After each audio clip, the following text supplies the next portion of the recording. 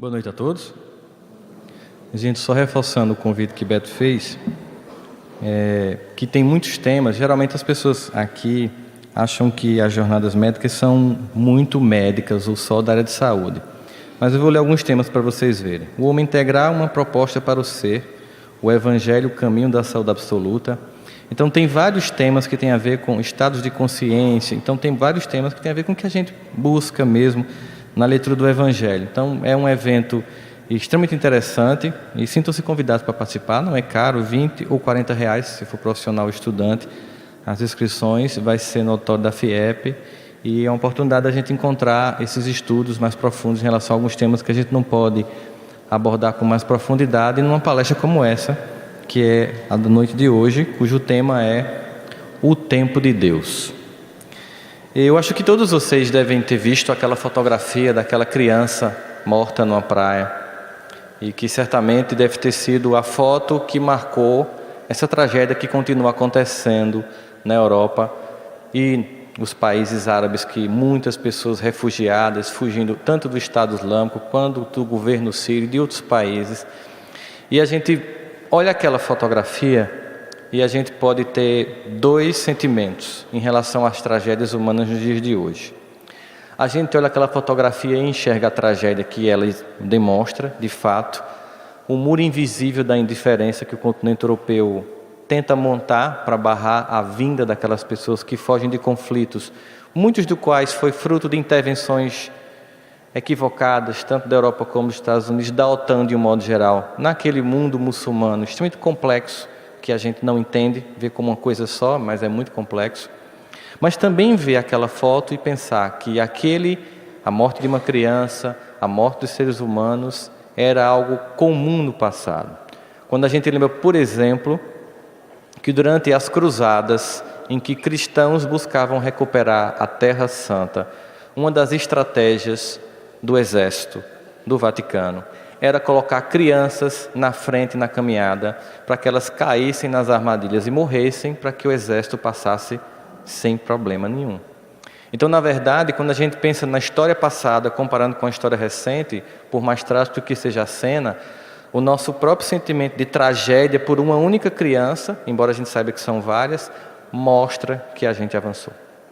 Portanto, às vezes a gente fica se perguntando, provavelmente o que perguntou muita gente que estava na Europa durante a Segunda Guerra Mundial, onde está Deus num momento como esse? Ou quando a gente está sofrendo na nossa vida, quando a gente está num momento muito difícil da nossa existência, que a gente também se pergunta, Deus não vê o que está acontecendo? Eu sei que para muitos de nós que tem uma visão de unicidade das existências, que acredita que só tem uma vida, é até difícil responder isso. E se por outro lado, para nós que acreditamos na multiplicidade das existências, pelo processo de reencarnação, nós entendemos que o que nós estamos vivendo, uma colheita do que foi plantado, nem por isso significa dizer que a gente deixa de sentir a dor na hora que a colheita chega.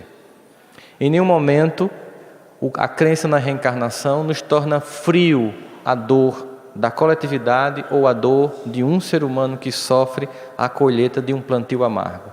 Porque nós, quando estamos colhendo o que a gente plantou, a gente quer ser acolhido, a gente quer ser ajudado, a gente quer ser compreendido. Tudo que a gente não quer na hora que a gente está caído e sofrendo é ouvir alguém dizer, tá vendo? Eu disse que ia dar errado. Tudo que a gente não quer é indiferença. Você plantou, agora colha.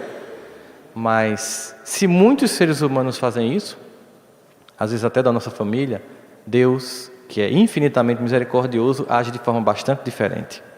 E embora saiba que é preciso que o filho colha o que plantou, ele acolhe esse filho que plantou para que ele plante uma nova árvore. E sabe que aquela sementeira que foi colhida é para gerar um aprendizado. Por isso, quando a gente pensa que existem tempos diferentes entre a percepção racional nossa de ser humano, que precisou demarcar o tempo para poder otimizar a vida num mundo que tem ciclos, os ciclos do dia, das semanas, dos meses, do ano, para que a gente pudesse se orientar, a gente teve que criar e organizar o tempo, calendário e datas e ciclos para que a gente pudesse se organizar melhor. É tão forte essa organização que eu tive recentemente, a terça-feira passada eu tive no hospital psiquiátrico para visitar uma paciente fora aqui de Campina Grande e observei que depois de ter passado por uns 5 monitorias para chegar a paciente, parecia que eu estava num presídio de segurança máxima, eu observei que em todas as portas havia, hoje é dia tal, do mês tal, do ano tal. Porque uma das coisas que mais provoca desequilíbrio psicológico é perder a noção do tempo. É por isso que naquele filme de Tom Hanks, O Náufrago, ele marcava o tempo no coqueiro para que ele soubesse o que estava acontecendo. A perda da noção do tempo, para nós, é muito ruim e nos torna desconecto com a raça humana. Mas Deus age sobre um outro tipo de tempo. Mas dá para, pelas próprias experiências da gente, a gente compreender um pouco desse tempo de Deus. Existe uma frase muito comum que a gente ouve: o que vem fácil, vai fácil. A gente já deve ter ouvido isso muito, né? A gente observa, por exemplo, que quem está no mundo do crime rouba, como aquilo é muito simples, continua roubando até que é pego. Dificilmente você vê um ladrão que faz um grande roubo e pensa, pronto, agora eu vou abrir uma franquia, vou investir, vou botar na poupança privada e vou me aposentar. É tão gostoso a aquisição rápida daquilo ali, sem esforço nenhum, que a pessoa fica empolgada. Eu lembro, por exemplo, sobre essa questão de dificuldade e facilidade. Eu lembro, na minha época, e muitos de vocês vão se identificar, que não havia MP3. Quando eu queria gravar uma música, e também não havia o famoso 3 em 1. Aquele som que tocava disco, a rádio e o toca cassete. Me lembra isso. Faz tempo, né? E não tinha, então o que é que eu fazia? Eu ficava com um gravador na frente da rádio. Eu passava a tarde inteira esperando que tocasse aquela música que eu queria. Tipo aquela música, quando faz amor, se olha no espelho. E eu passava a tarde inteira esperando que tocasse. Mas não só isso, porque quando tocava eu estava com a mão no rec play para apertar na mesma hora, para não pegar a entrada da música trocada, e ficava em preces, para que o miserável do locutor não falasse no meio da música, tipo Campina FM. Geralmente ele falava. Mas aquela música dava tanto trabalho ter aquela música, que aquilo era uma coisa assim que a gente repassava para os amigos com ciúme. Porque era difícil conseguir gravar uma música. Eu lembro que eu comprei o LP do RPM. Eu não emprestava para ninguém. Eu ouvi até que furou. De tanto que eu escutei. Era uma coisa cara, rara. Hoje em dia a gente tem tanta música no smartphone que a gente nem lembra o que tem lá. Nem escuta, nem dá tanto valor porque é fácil. E a gente pensa, por exemplo, nessa geração atual. Nós sabemos que o traço de ansiedade é humano. Quando Jesus vai dizer, não vos preocupeis com o dia de amanhã, a gente já percebe que daquela época, e antes mesmo daquela época, os gregos já falavam disso, havia uma vontade de antecipar o tempo. Que naquele filme Clique, a gente vê que o resultado não é muito positivo para o indivíduo, porque ele não aprende quando ele pula etapas. Mas a gente observa que aquela vontade de antecipar o tempo gerou uma sociedade ansiosa. Nós temos hoje, sem sombra de dúvidas, uma ansiedade generalizada na humanidade, que tem gerado muitos transtornos, como, por exemplo, síndrome do pânico, dificuldade de dormir, palpitação, pela incapacidade de suportar o tempo das coisas, vontade de que a coisa aconteça antes do tempo. E nesse processo, a gente lembra que a vida tem ciclos, e que nesses ciclos, a própria natureza já mostra que a gente não pode fazer coisas de uma vez só. Dificilmente a gente pode comer hoje para uma semana. Por mais que a gente queira, a gente não pode hoje encher e ficar alimentado até o próximo sábado. Nem muito menos tomar banho por um mês, embora algumas pessoas parecem que acreditam nisso. A gente tem que entender que a gente precisa repetir e precisa respeitar ciclos. De forma que a gente vai vendo na vida que esse processo de ciclo inclui a necessidade de muitas vezes avançar e muitas vezes se retirar. Por isso que às vezes a gente não avança porque isso implica prudência. Seria covardia não continuar avançando ou seria prudência recuar no momento oportuno? Existem várias passagens no Evangelho que se mostram isso. Mas eu queria realçar hoje o capítulo 10, capítulo 11 e capítulo 12 do Evangelho de João, em que acontecem 3 eventos que estão ligados um ao outro. O primeiro acontece no capítulo 10 de João, em que Jesus está numa pregação na Judéia e começa a perceber que a hostilidade sobre ele, sobre os que o seguem, cresce e a vontade de capturá-lo aumenta, até que ele começa a ser alertado pelas pessoas que estão tentando lhe prender, querem lhe matar, e ele, conforme está dito no capítulo 39, no versículo 39 de João, no capítulo 10, procuravam, pois, prendê-lo outra vez, mas ele escapou de suas mãos e retirou-se outra vez para além do Jordão, para o lugar onde João tinha primeiramente batizado e ali ficou. Imagina o significado simbólico disso. Estão tentando persegui-lo, estão tentando prendê-lo, ele volta para o lugar do batismo, o lugar do começo da tarefa, o lugar em que ele é anunciado como Filho de Deus, para um processo de espera, de paciência, porque ainda não era o momento do Gólgota, por exemplo. Ainda era o momento de avançar ainda mais. Mas o que chama a atenção é que esse capítulo antecede o capítulo 11, porque é lá, retirado, refletindo, pensando, que ele escuta dizer que Lázaro está doente. E ele resolve não responder imediatamente ao chamamento de Marta e de Maria. E, obviamente, a própria demora ou o próprio tempo de não atender rapidamente à vontade daquelas irmãs que estavam com o irmão doente, para nós já é uma lição. Porque não é da forma como a gente quer que as coisas acontecem. A gente sabe disso, mas por mais que a gente entenda intelectualmente disso, quando não acontece como a gente não quer, a gente fica chateado. A gente fica irritado, porque a gente quer que as coisas, a gente quer violentar o tempo. E aí, quando ele finalmente chega, ele diz o seguinte para Marta: Lázaro vai ressuscitar. E ela diz: eu sei. Esse eu sei dela não é porque ela sabia que Jesus iria fazer aquele evento da ressurreição, que não é o tema da palestra hoje, se foi ressurreição ou não, mas simbolicamente só para a gente analisar. Ela imaginava o clássico teológico, ela era uma estudiosa do Evangelho, ela entendia as Escrituras e sabia que ao final todos ressuscitariam. Todo mundo ia para o mundo espiritual, então na verdade ele não morreria. Mas ela não estava entendendo que ele estava falando que seria naquele momento. E aí ele diz assim: eu sou a ressurreição. É porque a partir do advento de Jesus, conforme toda a promessa de todos os profetas, a vinda do governador celeste inaugura um novo tempo. Um tempo de profunda esperança, onde Deus demonstra que Ele pode mais do que a gente imagina.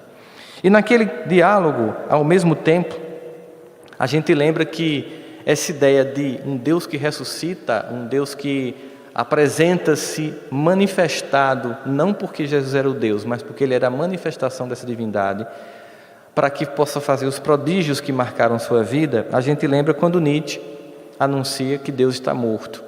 E as pessoas entram em euforia na Europa, afinal de contas, as pessoas estavam muito irritadas por anos de perseguição ao conhecimento, universidades pichadas, pessoas em êxtase com a ideia de que Deus estava morto.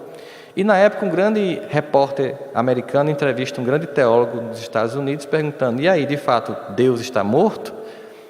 E esperava uma resposta teológica que pudesse, com muita argumentação, ir de encontro ao que Nietzsche tinha falado. E ele não respondeu assim. E aí também nos dá uma lição sobre entender o Evangelho intelectualmente ou entender ele emocionalmente. Ele diz assim: não, Deus não está morto, eu estive com ele hoje de manhã no meu jardim. Não era nenhuma resposta impactante, não era nenhum estudo de exegese profunda e teologia para tentar mostrar que Nietzsche estava equivocado. É que ele sentia a presença de Deus, mesmo que alguém não sentisse e achasse que ele estava morto. Para muitos, Deus está morto de fato. Para outros, Deus é uma concepção intelectual. E para algumas pessoas, Deus é vivo no coração. E essa é a condição que nos faz pensar em que ponto Deus está na minha vida, para poder saber como Ele age no tempo dele na minha existência. É por isso que Rubem Alves ele diz o seguinte: faz tempo que, para pensar sobre Deus, não leio os teólogos, leio os poetas. A ideia de que a gente pode imaginar que, como aquela música que o acorde canta: onde está Deus? Pergunta o cientista, ninguém o viu jamais, responde às pressas o materialista. Deus é somente uma invenção da fé. O pensador dirá sensatamente, e aí ele vai descrevendo, mas ele vai dizendo que ao final eu vejo Deus na frase do poeta, na mão que se doa, na criatura boa, ou vai vendo a presença de Deus, não numa discussão, mas a presença de Deus naquilo que não é dito, como diz Humberto de Campos, num Deus que não compete com a vaidade humana, que não quer aparecer, não quer ser citado no currículo Lattes, não quer ser citado em nenhuma página, não quer ISBN, simplesmente não precisa daquilo que nós necessitamos. Mas é muito interessante, porque muitos têm conhecimento da vivência, conhecimento do Evangelho, e poucos têm conhecimento da vivência prática. É o que a gente chama de diferença entre conhecer e converter. Nós temos, obviamente, um primeiro momento de sedução pelo aquilo que ele nos impressiona intelectualmente. Mas é só quando ele impacta emocionalmente que a gente vai entender a dinâmica do Evangelho na nossa vida e vai respeitar os ciclos e tempos que Deus, não atendendo à nossa intelectualidade, atende àquilo que nós necessitamos. Porque o tempo humano, ele é racional. Nós o criamos para ordenar o dia e as circunstâncias. O tempo de Deus age conforme as emoções. É quando Ele sabe que nós estamos de fato prontos, que Ele oferece aquilo que a gente tanto solicitava.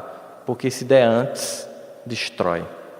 Se você oferecer liberdade a um filho de 12 anos para ir sozinho para um show, sair na sexta-feira e voltar na segunda, você o destrói. Se você fizer isso com um filho de 15 anos, você também o destrói. Enquanto ele depender de você, ainda assim, pense na possibilidade de que, se ele depende de você, você que determina a norma. E se ele não respeita a norma do tempo de um pai e de uma mãe que sabe a maturidade das coisas, ele se destrói. E se nós que somos assim podemos entender isso, imagine Deus. O quanto Ele sabe que muita coisa não é ainda o tempo. Quantas coisas a gente desejou antes, isso aconteceu muito depois. E quando aconteceu, a gente concluiu: se eu tivesse tido isso 10 anos atrás, tinha dado errado. Eu teria me empolgado, eu teria me perdido, eu não teria entendido, eu não teria bem aproveitado. Na verdade, Deus respeita esse tempo. Mas a gente pode violentar isso? Pode. A gente pode criar um movimento de insistência, desrespeitando esse limite, ultrapassando, mas toda vez que a gente faz isso, vem consequências. Uma dor profunda se abate, porque não tínhamos maturidade. Quando o ego humano é exposto a algo maior do que ele pode absorver, num tempo e numa velocidade que ele não tinha como ir incorporando, absorvendo, abstraindo e construindo possibilidades emocionais para suportar, ele se destrói. Nós temos vários exemplos no mundo das celebridades, porque as celebridades, elas acontecem, muitas, a maioria, instantaneamente. Embora muitas venham trabalhando há muito tempo, mas é de repente que elas se tornam conhecidas para o mundo todo. Vamos imaginar, por exemplo, o caso de Elvis Presley, que vivia tentando gravar, vivia cantando com seu violão no seu quarto, e de repente ele explode, mas é algo tão vultuoso que ele não consegue dar conta e entra em rota de colisão com o próprio eu e se destrói.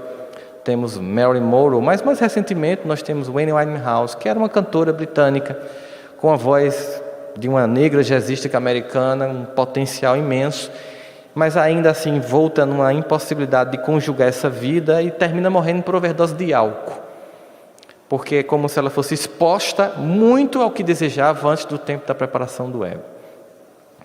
E toda vez que a gente quer violentar as coisas, há uma repercussão negativa, porque é necessário o tempo da maturidade para que as coisas aconteçam. Então, uma coisa que chama a atenção também é que ainda no capítulo 11, Marta diz uma coisa que é interessante ver ela dizendo isso para Jesus, porque é como se fosse uma cobrança. Ela diz assim, lá no capítulo 11 de João, no versículo 21, Marta diz o seguinte: Senhor, se tu estivesse aqui, meu irmão não teria morrido. Ela estava dizendo de forma doce: o celular não despertou não? Por que você atrasou? Você chegou tarde. Ela está dizendo isso, como alguém que ama o irmão, que ela mandou a notícia 2 dias antes, e ele levou 2 dias para finalmente decidir ir. Ela pensou, 1 dia antes, e ele estaria vivo. E aí a gente fica pensando, será que Jesus atrasou? Será que foi realmente, ele estava assim meio preocupado, ele estava talvez checando os e-mails e o WhatsApp, vendo as postagens no Facebook, e aí se distraiu, eita, passou o tempo, tem que ir lá ver Lázaro. Será que seria uma coisa tão simplista assim? Eu tenho um propósito. A gente sempre percebe que há um propósito sempre muito maior do que a gente pode analisar. O que a gente pode ver hoje é isso, mas certamente no futuro a gente vai poder ver muito mais. Mas certamente, uma coisa fica clara para a gente, é que se Jesus tivesse chegado assim que fosse chamado, ele teria curado Lázaro. Lázaro estava doente, e ele ia curar. Porque ele chegou com Lázaro morto, ele ressuscitou. Ou seja, o que ele fez foi maior. E fica uma lição para nós. Quando a coisa ainda não aconteceu como a gente quer, é porque vai ser maior do que a gente imagina. Porque, na verdade, o que Deus projeta para nossas vidas é maior do que o nosso ego temporal deseja. Porque o que Deus projeta para nossas vidas, e isso não é apenas material, nem emocional, nem espiritual, mas é tudo isso junto, ela é um projeto que está além da nossa visão circunscrita. Por isso que quando demora, é porque vai vir mais do que nós imaginamos. Se ele tivesse chegado antes, era cura. Chegando depois, foi ressuscitação. Mas havia mais do que isso. Mais do que esse aprendizado para deixar para Marta e para quem estava lá. Havia o que vinha no capítulo 12. Havia uma lição para ser dada para toda a Judeia. Na sequência do capítulo 12, Jesus ele vai a Jerusalém na Páscoa. E havia uma trama do Sinédrio para que ele fosse, já que ele não tinha sido preso, já que ele tinha fugido, já que ele tinha ido para o Jordão, ele tinha escapado e não tinha, digamos assim, um motivo evidente, ao menos uma estratégia política tinha que ser armado, porque já queria voltar na Páscoa, se combinou para que ele fosse ignorado, para que ele entrasse e as portas estivessem fechadas, para que ninguém observasse ele passando. O que aconteceu foi inversamente o contrário. Milhares de pessoas estavam esperando Jesus com ramos na mão, saudando a vinda do Messias. E quem estava do lado de Jesus? Aquele que fugiu? Não. Aquele que prudentemente se recuou para continuar uma tarefa que é além daquele momento, recua, vai visitar Lázaro, e quando Jesus volta naquele momento em que todos estão festejando, o que é que o Sinédrio tem que engolir, tem que observar? É que Jesus volta e do lado dele está um homem que havia sido enterrado há 4 dias. Mostrando mais uma vez a grandiosidade da tarefa dele. Lázaro entra com Jesus junto com a multidão, mostrando o quão disposto estava o Cristo em nos acolher em nossas dores, em nos encontrar nos momentos difíceis, mas não nos atendendo no tempo que a gente quer, mas no tempo que é necessário. Nesse processo, obviamente a gente percebe que Deus não atrasa. Porque nós não podemos ancorar nossas esperanças nos sentimentos. Sentimentos terminam gerando ansiedade, angústia, tristeza, depressão, porque não acontece como a gente quer. Quando a gente está ansioso, triste, depressivo e angustiado, é porque as coisas não estão acontecendo como a gente quer. Quando a gente ancora não nos sentimentos, mas na esperança e na fé, a gente entrega. E quando a gente entrega, a gente relaxa, porque nós não tomamos conta de nada. Segunda-feira passada, eu peguei um avião pequeno de uma cidade para outra, de uma palestra que eu fui fazer, um avião que tinha 20 lugares. E quando o avião foi decolar, era turbohélice. Eu entrei e fiz um turbohélice. Não é uma coisa muito agradável, um turbohélice, mas pelo menos são 2, né? E começou e parou. Aí eu fiz assim, respirei, todo mundo tenso. Aí começou de novo a tentar partir, parou. Aí eu fiz, é o seguinte, eu não vou desencarnar hoje, que já me disseram, que eu vou morrer velhinho. Então tem 2 opções. Ou o avião quebra de vez e eu fico, ou ele funciona até eu chegar. E eu vou relaxar, eu vou ouvir música. Coloquei música e comecei a ouvir. O avião pegou e foi até a próxima cidade. Não foi nenhum poder meu. Mas o que eu podia fazer naquele momento? Me desesperar e passar a viagem todinha tão tenso, mas tão tenso, mas tão tenso, que eu ia chegar destroçado no lugar onde eu ia, e imediatamente havia uma palestra para fazer, ou eu ia ouvir música, olhar a paisagem e saber que se o avião fosse cair eu não podia fazer nada, e para ele continuar voando eu também não posso fazer nada, porque não depende de mim. Quando a gente quer sustentar pelo sentimento, eu iria ser tomado de pavor, de angústia e de medo. Ia ser muito desgastante. É claro que de vez em quando que ele fazia aquele vaquinho, E esses menorzinhos faz mais. Opa, a fé é fraca, aí ela oscila conforme o avião vai caindo, mas volta, ele sobe, aí você, voltou, tá, vai, né? Quando pousa, aquela sensação de como Deus é maravilhoso. E você fica assim, bom, realmente não era a hora. Mas o que significa dizer é que nós temos que entregar, porque quando nós não entregamos, nós sofremos.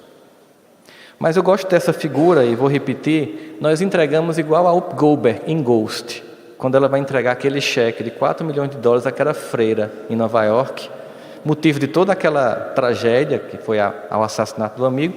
Ela entrega o cheque à freira, a freira puxa, ela segura, aí a freira puxa de novo, ela segura, e aí que o Espírito faz, devolve ela solta. É porque quando a gente entrega a Deus, a gente entrega assim, vacilando mesmo. A gente diz, Deus resolve todos os meus esforços, meu repertório de possibilidades de agir esgotaram-se. Eu já pensei, eu já maquinei várias possibilidades, eu já usei as pessoas importantes que eu conheço, tudo que eu podia usar que o mundo oferece eu fiz e não está funcionando. Então só tem uma coisa, é que você age agora. Olha, quando a gente faz isso, significa dizer que Deus, que devia ser sempre o plano A, é o nosso plano B. Primeiro a gente tenta resolver, depois a gente delega.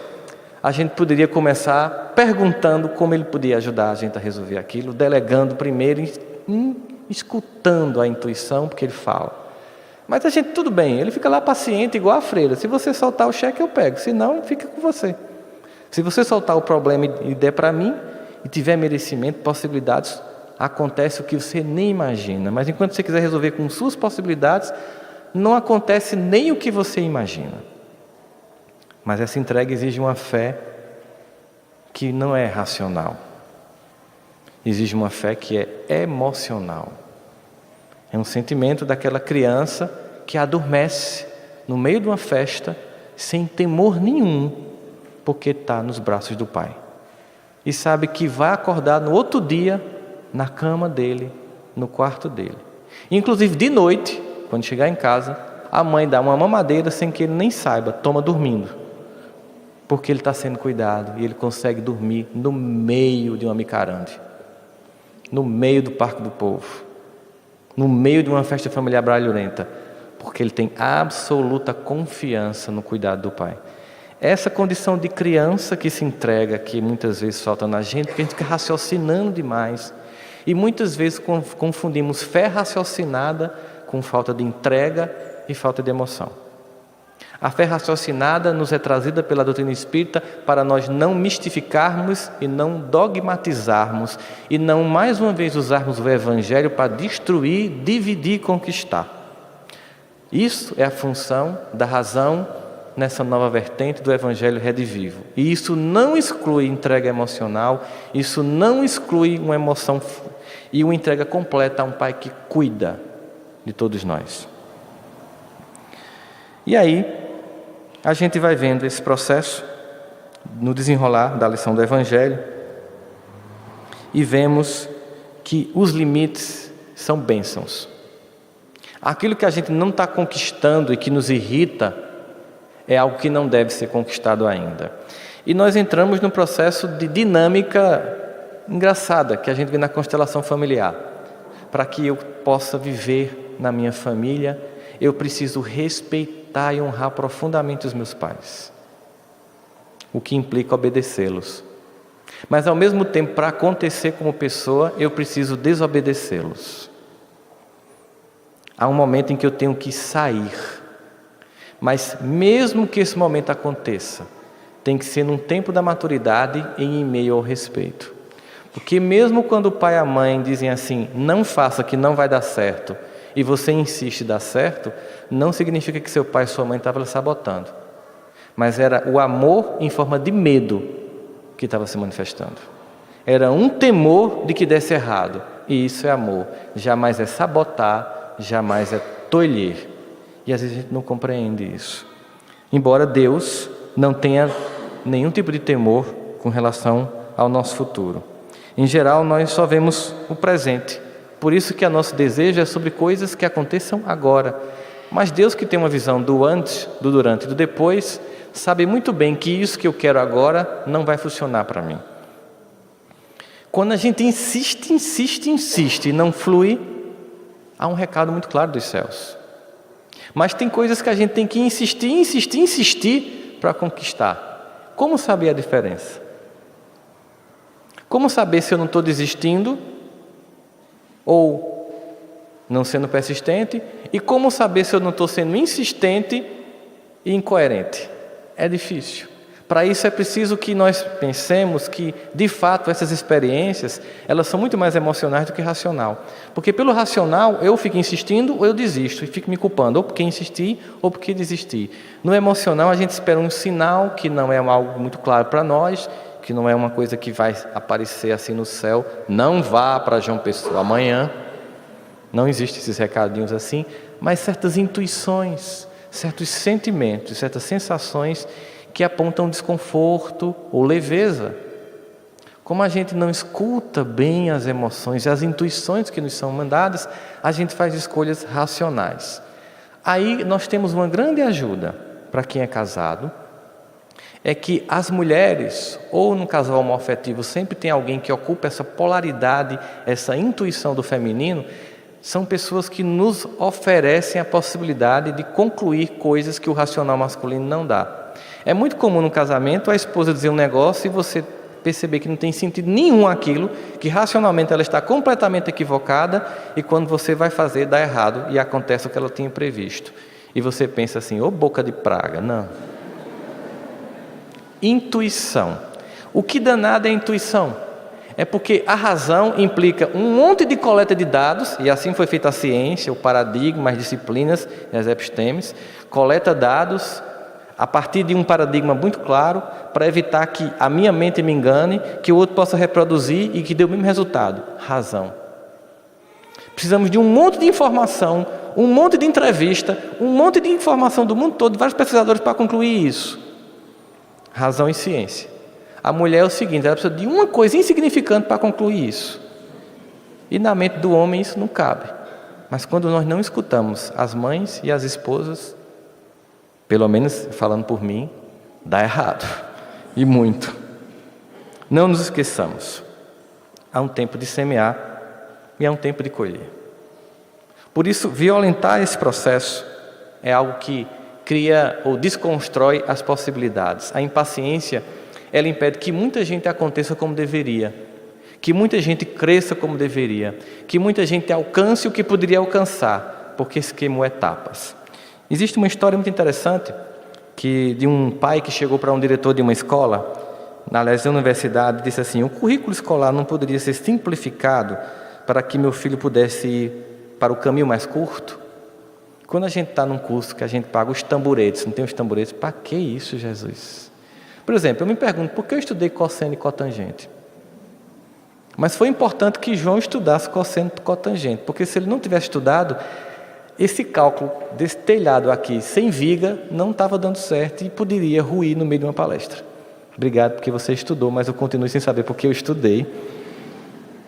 Mas a gente estuda porque a gente tem que adquirir um pouco do conhecimento de tudo para depois decidir o que a gente quer fazer. E aí ele pergunta, o meu filho não podia ter um currículo simplificado para chegar mais rápido? E a resposta do diretor da universidade, ela é muito clássica. Ele diz assim: sem dúvida, respondeu o educador. Tudo depende, porém, do que o senhor queria fazer do seu filho. O que o senhor quer fazer do seu filho é que a gente vai saber se o currículo tem que ser longo ou tem que ser curto. Ele diz, quando Deus quer fazer um carvalho, por exemplo, ele leva 100 anos. Mas quando ele quer fazer uma abóbora, precisa de apenas 3 meses. Muito significativo. Um carvalho, uma árvore frondosa, precisa de tempo. Uma abóbora, uma melancia, uma fruta qualquer, é bem rápido. Portanto, nós temos que nos perguntar, o que eu quero é uma coisa que é consolidada ou é uma coisa fugaz? O que Deus quer é algo eterno. O que nosso ego no mundo ansioso e consumista quer é algo temporário. Portanto, se Deus sabe que aquilo alcançado pode me destruir, aquilo vai ser vetado. E se eu insistir, eu vou sentir consequências. Porque Ele ama. E não vai querer que nenhum filho se perca no rebanho. Ninguém. Por isso, ao mesmo tempo, a gente fica, e agora? Como é que eu vou saber a diferença entre paciência e leniência. Será que eu vou cantar a música Deixa a vida me levar, vida leva eu, e não me responsabilizar sobre as coisas? Como definir em que momento eu tenho que agir e em que momento eu tenho que parar? Mais uma vez, isso não é uma escolha totalmente racional.